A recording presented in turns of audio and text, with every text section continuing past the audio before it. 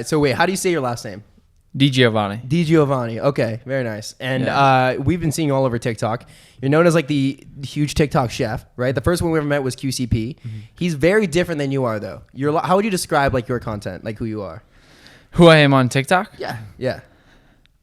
I just try to make cooking fun and cool. Honestly, I think that's one of the reasons behind the knife throw too, which everyone seems to associate with me, obviously, right? That's the big thing behind it, is just trying to make cooking cool. And I toss jokes in there and I have a lot of fun. And actually QCP is a good example of someone who does the same, right? But yeah, I think it's just all about making cooking cool. I mean, you know, I growing up, I used to get, we've all probably done something that we've gotten made fun of for doing when we're younger or whatever. But cooking was actually one of the things that I got made fun of as a boy, cooking all the time, right? But now it's something that you can make cool.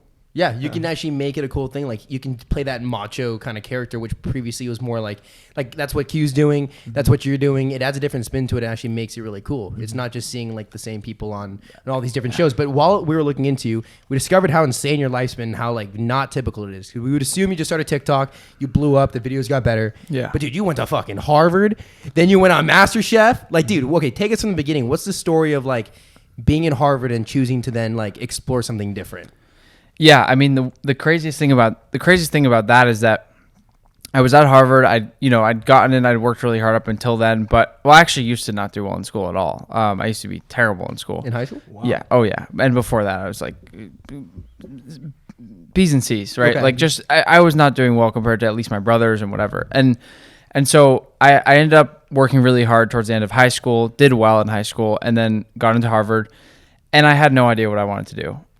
Even right now, I actually still don't entirely know exactly. I don't have a title for anything, right? It's kind of fun to have it that way, though. But at Harvard, they had about 50 concentrations. They had 49, actually.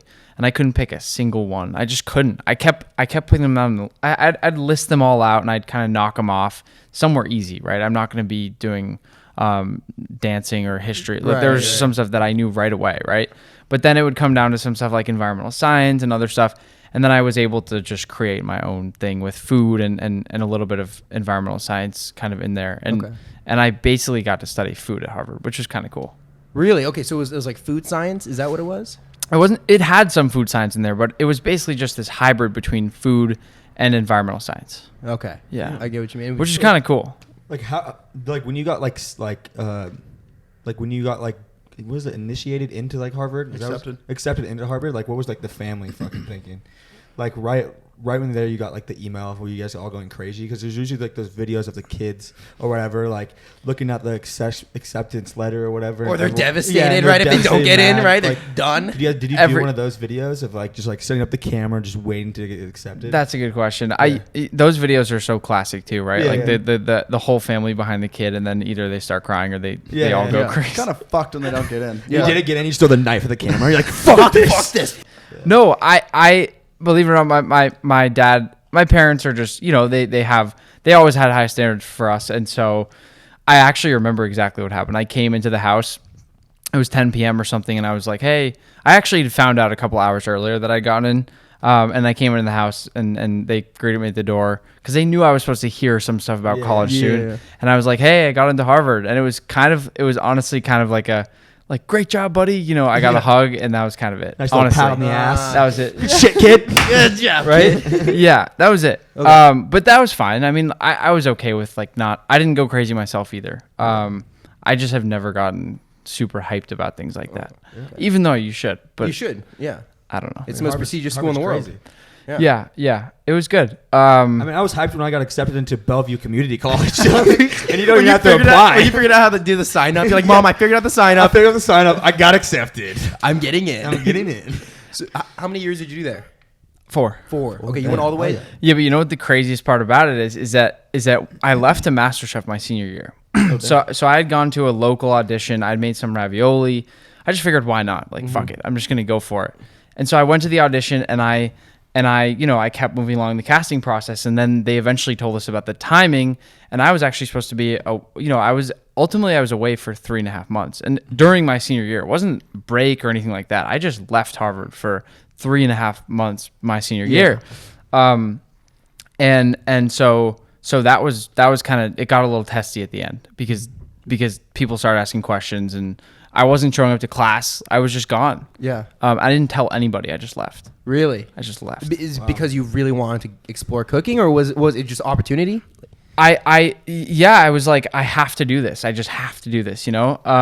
And so, but I ran the risk of not graduating. I mean, I squeezed it out and I came back and I somehow figured it out. But the rules on like all these reality shows are pretty intense, right? So what point of that was like they're filming it in the hotel, like the lobby is they built one of the conference rooms as the entire MasterChef like set. How does that work? No, we would go from the hotel to the set every day. Okay, I get what you mean. Yeah, and it would be in LA and they'd go film. So we would film from like 4 a.m. till pretty late, and then I would get back at like sometimes 11 p.m. or whatever, and I would just work on this thing. Wow. Damn. How real is MasterChef? I mean, like honestly, it's like any reality TV show, so you don't know what goes on behind the scenes, right? Mm-hmm. But I think most of the eliminations I saw were like it's you can see the show. It's not like they can really fake someone not cooking a piece of steak, mm-hmm. right? So those things are pretty obvious. He cuts into it. Gordon cuts into it. He's like, "What the fuck is this?" Whatever, mm-hmm. and that's it, you know. Yeah, I mean, with any reality show, there's going to be stuff that goes on. Yeah. But I thought it was pretty good for what I imagined most of it's like. But you know? So like the producers aren't writing in like, okay, Tina, you're gonna undercook your steak today. Like it's not like that. You can't do that. Like right. how? I was just curious. I feel like people just like don't really know because No. sometimes reality TV is so staged, Mm-hmm. like it's insane. No. And everybody that was working on the set I loved all of them. I thought it was. I had this, you know, being from New England too. I had this kind of idea that everybody in LA was going to be like this kind of stereotypical, LA person. I don't know what I think that means, but I didn't think Just it was like really necessarily a good good thing. Yeah. Just Just like really good at like being a chef or like No, Or just no. having, like this No, like just like being like a. Kind I of thought like all the fuck- like a producers, dick. yeah, Oh, I okay. thought all the producers were going to be like fake, and I don't know. Yeah. I just listened to what people said about people in LA, and then I showed up, and they were all just the nicest people ever. It was great. Yeah. There's still a good amount of that though, for sure. Yeah, I'm sure 100%. that exists. I'm glad that MasterChef isn't the case, but No, it was producers amazing. a lot of them are pretty cutthroat. And they just want the job done. You know? Yeah. Damn. Okay. Well, Yeah. Oh, sorry, my bad. So did you actually win MasterChef or No. you just got to the final, right? Yeah, so I made it to the final, and then I made it to the final, and then I was about to go to the dessert round, and they like cut me before that. So yeah, people were upset about that you got cut. Yeah. They're People like- were mad. Yeah, because you were young. Like you were one of the youngest people on that show at that point. Yeah, So at that point, I was like the youngest ever finalist, right? So Right. people were excited for me for that, Yeah. and then they cut me right before I could cook the dessert round, which they had never done before. So it was that big twist, whatever. And yeah, it was great. Okay, I mean, yeah. it was great.